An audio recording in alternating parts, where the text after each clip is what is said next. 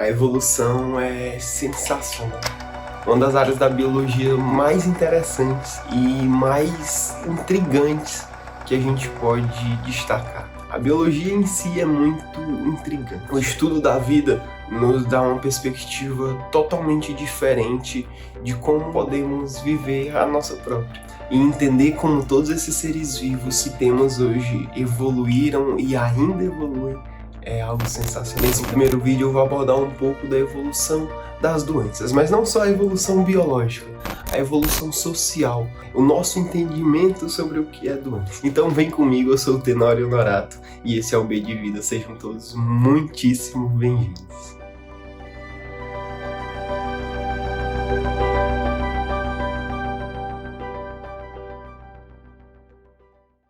Por muito tempo, o homem teve tanto uma qualidade de vida como uma expectativa de vida extremamente limitada. E essa limitação muitas vezes veio da falta de conhecimento se comparado ao que temos hoje. Um exemplo claro disso são as doenças. Por muito e muito tempo, as doenças foram um dos grandes empecilhos para longevidade humana. E isso perdurou por muitos e muitos milênios na história da humanidade. Para vocês terem noção, Hipócrates, que é o considerado o pai da medicina, já buscava entender a natureza das doenças. E ele acreditava que sim, era algo natural. Infelizmente, ele não tinha os mecanismos suficientes para conseguir provar, mas ele pensou certo. Era um cara à frente de seu tempo, com certeza. Mas mesmo assim, muitos milênios depois disso, nós tivemos as doenças sendo interpretadas das mais diversas formas possíveis. Por exemplo, algumas civilizações antigas acreditavam que as doenças estavam relacionadas a possessões demoníacas ou a almas perdidas. A igreja, por exemplo, por muito tempo perpetuou a ideia que as doenças eram uma causalidade de pecadores. As pessoas pecavam e logo eram acometidas por doenças. Enfim, nós tivemos diversas interpretações. A verdade é que as doenças, por muito tempo, foram tratadas como independentes, mas totalmente invisíveis pra gente. Hoje a gente sabe que essas doenças são causadas por micro-organismos que realmente, a olho nu, são totalmente invisíveis. Mas tudo mudou quando surgiu um instrumento criado lá em 1674, chamado microscópio.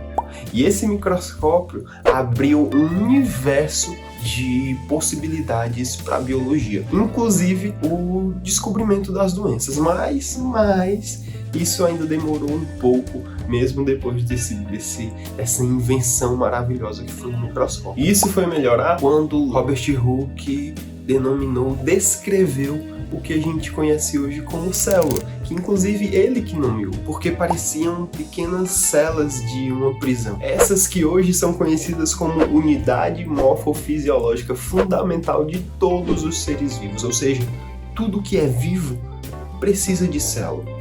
Com todos esses avanços científicos, desde a descoberta do microscópio, a descrição do que são células, a teoria celular, que é tão importante para a biologia, como, por exemplo, a teoria atômica é para a física, todos esses passos culminaram no estudo de Louis Pasteur, que foi um divisor de água no entendimento do que é doença, no que é micro-organismo. Louis Pasteur, em 1878, abriu as portas para áreas maravilhosas da biologia, que muitas vezes estudam esses micro-organismos, muitas vezes que causam essas doenças que por muito tempo foram totalmente misteriosas. E a partir daí, o entendimento de doenças só evoluiu. E devido a grandes avanços tivemos algo histórico, a fabricação do nosso primeiro antibiótico, um fármaco, um remédio, um manipulado criado por nós, que salvou milhares e milhares de vidas,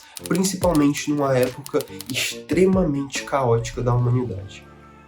No entanto, essa é a evolução social científica do que é doença. Do outro lado, olhando por uma visão um pouco mais biológica da coisa, as doenças também evoluem. E essas evoluções são diversas vezes preocupantes. A evolução biológica das doenças obedece os mesmos princípios, como por exemplo a seleção natural. Só que a seleção natural, dentro desse nicho das bactérias, dentro desse aglomerado de bactérias, de vírus, de patógenos de modo geral, é algo extremamente hostil. A partir do momento que, por exemplo, uma bactéria infecta o teu corpo, as tuas células declaram guerra a essa bactéria.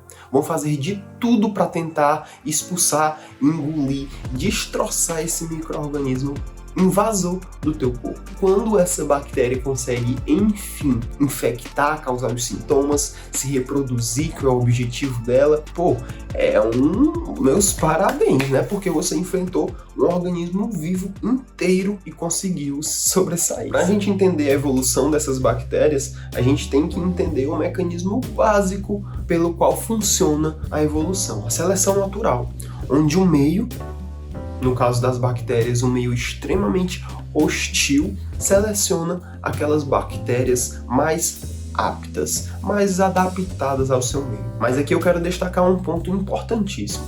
As bactérias e muitos patógenos se reproduzem por mitose, que é uma reprodução muito mais rápida e que gera diversos clones, diferentemente, por exemplo, de qualquer mamífero, de qualquer animal, que se reproduz de forma sexuada, gerando uma variabilidade genética muito maior. Mas mesmo assim, mesmo tendo, por questões reprodutivas, uma variabilidade genética bem menor e gerando basicamente clones de si mesmos, as bactérias ainda assim evoluem, através de, por exemplo, das mutações.